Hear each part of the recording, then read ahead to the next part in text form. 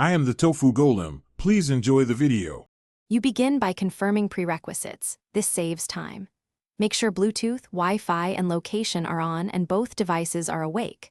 Open Chrome or System Settings and locate Nearby Share, toggle it on. Once done, pick a visibility option, Everyone, Contacts, or Hidden. Choose Contacts to reduce prompts or Everyone for a quick transfer. You're now ready to send. Right-click a file in Finder or Chrome, choose Share, and select Nearby Share to start discovery. You now perform the core transfer. Select one or multiple files in Finder or the Chrome download list, then right-click and choose Share Nearby Share. The Mac scans for nearby devices. When the recipient appears, click their name.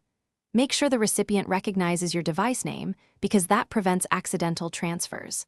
Once they accept, Nearby Share negotiates a direct Wi-Fi or Bluetooth link for fast transfer. If you need to stop, click Cancel. Transfers resume only by restarting the send. Finish by confirming the files landed where you expect, usually downloads. Move or rename them if needed. If the recipient does not appear, first toggle Bluetooth and Wi-Fi off and on, then restart Nearby Share on both devices. Make sure visibility isn't hidden and both devices are signed into Google or using Guest Receive.